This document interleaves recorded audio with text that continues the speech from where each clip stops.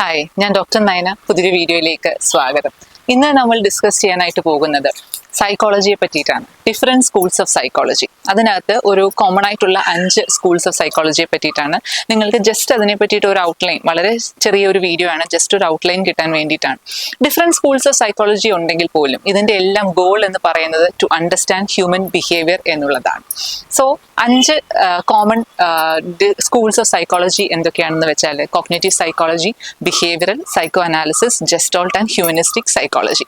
ഇത് 5ഉമാണ് different schools of common കാണുന്ന ഡിഫറെൻറ്റ് സ്കൂൾസ് ഓഫ് സൈക്കോളജി എന്നുള്ളത്.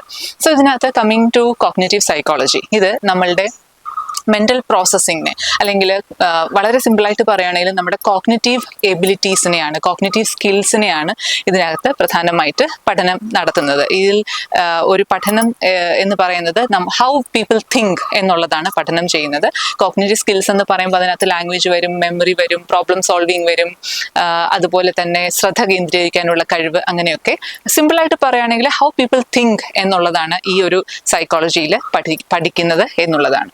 6 common areas of cognitive psychology എന്ന് പറയുന്നത് memory, language, intelligence, thinking, problem solving ഒക്കെയാണ്.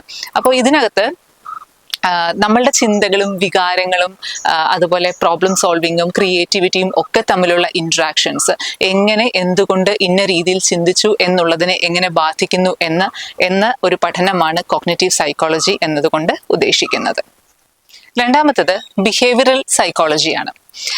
ഈ ഒരു സ്കൂൾ ഓഫ് സൈക്കോളജി അനുസരിച്ച് ഒരാളുടെ ഒരു study and analysis of observable behaviour ആണ് ഈ ഒരു സ്കൂൾ ഓഫ് സൈക്കോളജിയിൽ ഉൾപ്പെടുത്തിയിട്ടുള്ളത്. അപ്പോൾ ഇതനുസരിച്ച് ഒരാളുടെ ബിഹേവിയർ എന്ന് പറയുന്നത് ഷേപ്പ് ചെയ്യുന്നത് അയാളുടെ എൻവയോൺമെൻ്റ് ആണ്. അപ്പോൾ ഒരാളുടെ കണ്ടീഷനിങ്ങും അതിലേക്ക് ഉള്ള എൻവയോൺമെൻറ്റൽ ഫാക്ടേഴ്സും, അതിലേക്ക് നയിക്കുന്ന എൻവയോൺമെൻറ്റൽ ഫാക്ടേഴ്സും അതനുസരിച്ച് ആ വ്യക്തിയിൽ വരുന്ന ബിഹേവിയേഴ്സിൻ്റെ ഉള്ള വ്യത്യാസങ്ങളെ പറ്റിയിട്ടുമുള്ള ഒരു പഠന മേഖലയാണ് ബിഹേവിയറൽ സൈക്കോളജി എന്നത്. മൂന്നാമത്തത് സൈക്കോ അനലിറ്റിക് സൈക്കോളജിയാണ്. ഇത് focuses on deeper layers of psyche എന്നുള്ളതാണ്. നമ്മളുടെ ബിഹേവിയേഴ്സിനെയും ഇമോഷൻസിനെയും ഇൻഫ്ലുവൻസ് ചെയ്യുന്ന unconscious thoughts and feelings related to past എക്സ്പീരിയൻസുകൾ ഐഡൻറ്റിഫൈ ചെയ്യുക എന്നുള്ളതാണ് ഈ ഒരു സ്കൂൾ ഓഫ് സൈക്കോളജി കൊണ്ട് ഉദ്ദേശിക്കുന്നത്. നാലാമത്തെ സ്കൂൾ ഓഫ് സൈക്കോളജിയാണ് ഹ്യൂമനിസ്റ്റിക് സൈക്കോളജി. ഈ ഹ്യൂമനിസ്റ്റിക് സൈക്കോളജി അനുസരിച്ച് ഒരു വ്യക്തിയുടെ ബിഹേവിയർ അയാളുടെ ഇന്നർ എക്സ്പീരിയൻസുകളെയും സെൽഫ് ഇമേജിനെയും ഡിപ്പെൻഡ് ചെയ്യും എന്നുള്ളതാണ്.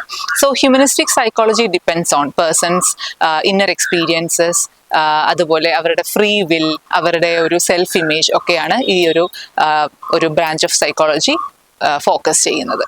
അഞ്ചാമത്തത് gestalt psychology. It emphasis on സമഗ്രമായ സംയോജിപ്പിച്ച നേച്ചർ ഓഫ് ഹ്യൂമൻ എക്സ്പീരിയൻസുകളാണ്. അതായത് whole is greater than sum of its parts എന്നുള്ളതാണ് ഇതിൻ്റെ ഒരു അർത്ഥമാക്കുന്നത്, അല്ലെങ്കിൽ ഇതിൻ്റെ ഒരു രീതി അങ്ങനെയാണ്.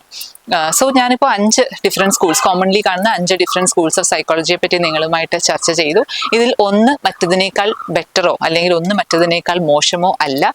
ഇതെല്ലാം ഡിഫറെൻറ്റ് ടൂൾസ് ആണ് ടു ഹാൻഡിൽ ഡിഫറെൻറ്റ് സിറ്റുവേഷൻസ്.